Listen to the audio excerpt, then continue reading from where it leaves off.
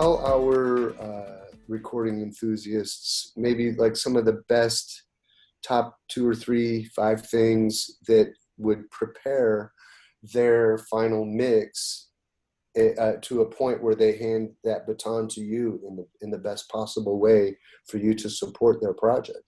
Yeah. So, I think, and I can speak from experience because as I explained in the beginning, like anyone that's been in the industry for a while, you do a lot of different things. So me starting as an artist, I've gone through the recording process, the mixing process, the mastering process. And I think one of the things that I never knew prior to becoming a mastering engineer, which has been now like 20 years that I've been doing it, is to your question, what happens here? And sort of as recording and mixing, what is enough? And, what I've noticed over time is that a lot of people, they give me something that sort of they've tried to do their quasi-mastering because they're trying to get to a sound, and then they give it to me and it doesn't have the dynamics in it.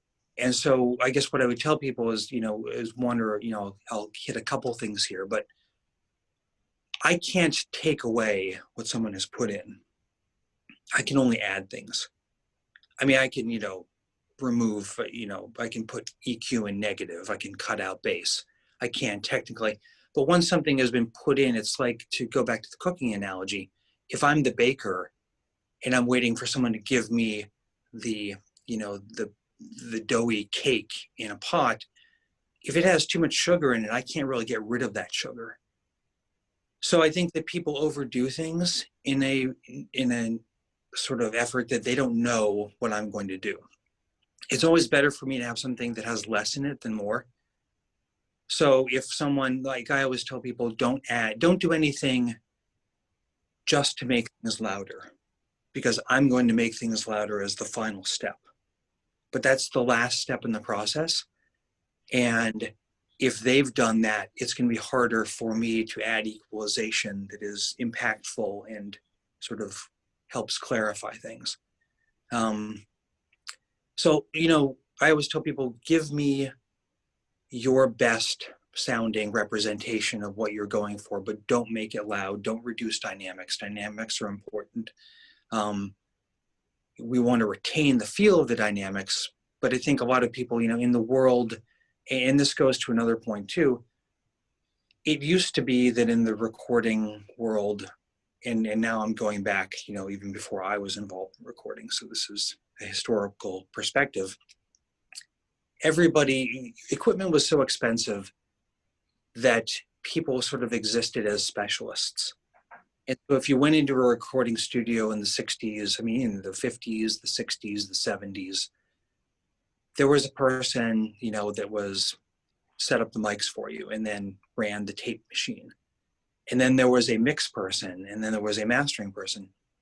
And it was more of a specialization. Now, through the democratization of technology, you can buy a computer, an audio interface, and a whole bundle of plugins that allows you to technically assimilate what all these specialists did decades ago. And while there is a plus side to that you have that ability, people have very little knowledge of how to use a lot of this equipment if they're just getting into it. So I think a downside is that people will believe, oh, I'm going to get a computer with an audio interface, a software bundle, and this will allow me to do everything. But having access to that doesn't necessarily mean that you know how to use it. It takes years. And, the skill, the mistakes, the wins and the losses, that all still takes the same amount of time, whether it's the studio in the 70s or the 80s, or it's your home computer setup now. So I think people just say, well, here's what, I did the recording and then I added the mastering bundle and then I'm going to send it to Paul. And at that point, a lot of the dynamics have kind of been taken out of it and it's hard for me to work with it. So a lot of times now, we'll go back to a plus of today. I can go back to the person and say, hey, you did this recording, but it doesn't really have any dynamics. I need you to remove the plugin that squashed everything, because that's a lo-fi representation in a plugin bundle of what I would do in my step, but my step has all analog gear. and it's a much more thoughtful process. So I know I'm covering a lot of territory here, but don't add things that you don't know what they do just because you bought something or it came for free in a bundle. Another thing is, just do a lot of, I think, tips for people. Listen to good recordings. That's how I have decided what I think is, sort of the high watermark of what I want to do. When somebody sends me something in a specific genre, a lot of times they'll say, I want this to sound like, the Foo Fighters.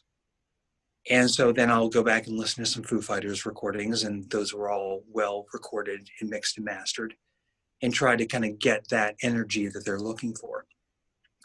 So as people are doing, recordings and production and learning things, reading trade magazines, I think, is good. Listening to high quality recordings and trying to maybe don't do things that you don't understand. And that doesn't mean don't learn and don't try things, but you kind of have to take things, I think, in little steps. And so to your point again, you say you do less and less as time goes by. There is an art to knowing where to put a microphone. And at that, thinking of the 3 steps of capturing sound, mixing sound, and mastering sound, just, spending time putting a mic in front of an instrument. How does an acoustic guitar sound with the mic at the 12th fret? How does it sound at the bridge? How does it sound above and 3 feet back? These are all techniques and things, and the same applies to drum kits and, bass recording, direct versus mic'd, and a combination. Mm-hmm. So all of these things, each one of these things is sort of a craft and an art form in and of itself, and really understanding it. You don't understand until you do it, and then you get to mixing and you do the same thing. So I think understanding too that, if you're going to use someone for mastering that knows what they're doing, you don't need to be concerned about the volume and the sort of overall sonicness of the end of it is going to be handled at that last step. And also, one of the things that I try to do with people is, if someone is approaching me for the first time and they say, I've got a recording, I'll often say, send me a mix and I'll listen to it. And I'll often do like a 1-minute mastering sample for them. And to me, this is helpful because I get to sort of, in my own mind, listen to what they've done and go, okay, this person has done a good recording. So if they decide to use me for mastering, I can feel fairly confident that I don't need to tell them to go back and change anything. And they get a sample of what I do on my end. So I think it's sort of a win-win of I get information from them, they get information from me. And then if we feel like it's a good fit for working together, as things then proceed, the workflow is much quicker. And when I get the mixes from them, it's all very similar to what they sent me in the first place. Mm-hmm. If I hear something and it jumps out to me, I'll go, hey, this is a good song, it's a good recording, but I think that could you go back and do this? Or the levels are really hot, or there's some clipping here, delivering something clean and keeping things, clean throughout the process.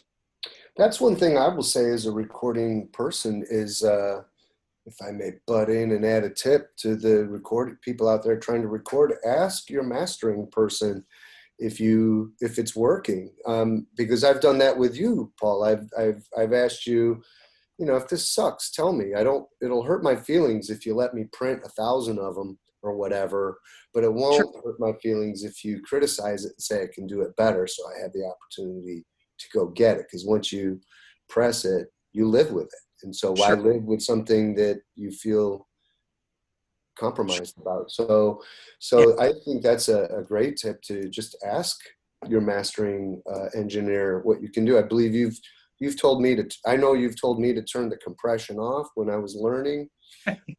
You've told me to turn the drums up in a way that I never would have. And as soon as you explained that to me, and then I listened to other recordings, I realized you're spot on. That's actually still kind of a funny move for me to put them up that loud Because Right. at first it's like, oh, that's just too loud. And then you come back and listen to it later. And it's, well, no, actually it rocks. So, Yeah. so the point is folks out there, when you're learning how to mix and prepare for the radio ready, so to speak, mastering process, consult with your friendly mastering engineer. They can save you a lot of time, and trust them. That's the hardest thing. That's why I asked Paul to do this today, because he's one of the few people I just trust in general. But when it comes to stuff like this, trust him, because some of the things you say in here are hard to trust. Like You know, when you're mixing and you have this sonic vision in your head, yeah. you are striving to realize that and get it to express that way. There is a certain threshold where you have to just keep your hands off it, send it to the mastering or the next person in the chain, wherever you are in the chain of process, and let the expert handle it and trust them, you know. Yeah. So You know, I think you're also touching on something I've learned over time in any endeavor, again, but we're focused on mastering. Because music is a creative process, I think that it's difficult for people, and I'll put myself in this category, and everybody who, you write something, it's personal, you record it, you want to put it out in the world in a way that sounds professional and personal, but also expert, that you're confident. And there's a balance between vulnerability and confidence. And I think it's very hard for an artist, myself, anyone, to hand something to someone and then receive a critique of, hey, I like this, but it could be better if you did this, because then it's sort of well, are you saying my decision wasn't good? And I think that's a hard kind of back and forth. And, I try to be, I think this, to my point of trying to not put my stamp on something, but just to be a transparent sort of final step, trying not to judge what people do, but at the same time trying to know where they're going and make it sound as good sonically as it can. I have people now that I've worked with for years who say, hey, I like what you do for me mastering wise. And through time, I've noticed that you've brought up things other people haven't mentioned. Would you be interested in, as I record, I can send you things to listen to. We can go back and forth a little.